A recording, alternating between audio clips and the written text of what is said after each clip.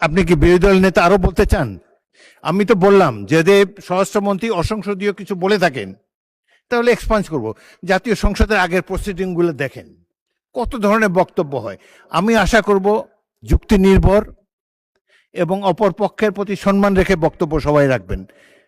অসংসদীয় কোনো কিছু যদি বলে থাকেন সেটা আমরা দেখব, কিন্তু এই যে কথাই বলতে দেবেন না, এই অ্যাটিটিউড খুবই খারাপ। আপনারা যখন বলবেন আমি এই পক্ষকে অনুরোধ করব চুপ করে বক্তব্য শোনার জন্যে, আবার এই ট্রেজারি বেঞ্চ থেকে যখন বক্তব্য দেবে তখন আপনারা ধৈর্য ধরে কথাটি শোনার মতো ধৈর্য ধারণ করবেন। এটা না হলে তো সংসদ চলবে না। পরামত সহিষ্ণুতা না থাকলে গণতন্ত্র ব্যর্থ হবে এই দেশে। আচ্ছা যাই হোক, এখন আমি প্রথমে মাননীয় বিরোধী দলের নেতা, আপনাকে বলতেই হবে, আপনি এই প্রসঙ্গে বলবেন নাকি অন্য কোনো প্রসঙ্গ? বিরোধী দলের নেতাকে মাইক দিন। মাননীয় স্পিকার, আসলে এক্সপাঞ্জ হ্যান্ডস্পট করারও ইতিহাস আছে, আবার পরীক্ষা করে দেখারও ইতিহাস আছে। আজকের বিষয়টা একবারে স্পষ্ট, এটা তো আর পরীক্ষা করে দেখার কোনো বিষয় নেই, এবং এটা রিপিটেডলি এগেইন এন্ড এগেইন এই কথাগুলো এখানে এসেছে। 2 নম্বর, আপনার একটা কথায় সামান্য সংশয় এবং কষ্ট সৃষ্টি হয়েছে।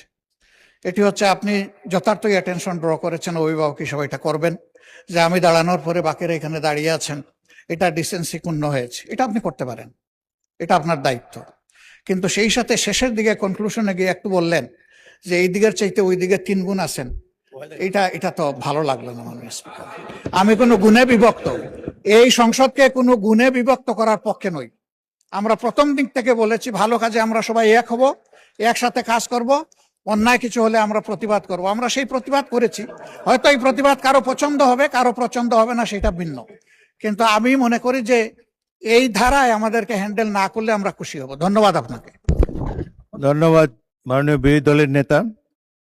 আমি কাউকে ছোট করার জন্য কোনো বক্তব্য রাখি নাই, কিন্তু দেখা যাচ্ছে যে আপনারা স্বরাষ্ট্রমন্ত্রীকে বক্তব্যই রাখতে দিলেন না, শাউট করে তার বক্তব্য যাতে না শোনা যায়, এই অ্যাটিটিউডটার আমি নিন্দা করি। এটি সঠিক অ্যাটিটিউড নয়। আপনারা যখন বলবেন তখন এই ট্রেজারি বেঞ্চকেও আমি বলবো আপনাদের কথা যাতে শুনে। আবার ট্রেজারি বেঞ্চ থেকে যখন বক্তব্য দেবে একসাথে 80 জন দাঁড়িয়ে যদি কথাই বলতে না দেন, এটা সংসদীয় প্র্যাকটিস নয়। সুতরাং আমি আপনাদের কাছ থেকে পরমত সহিষ্ণুতা এটাই কামনা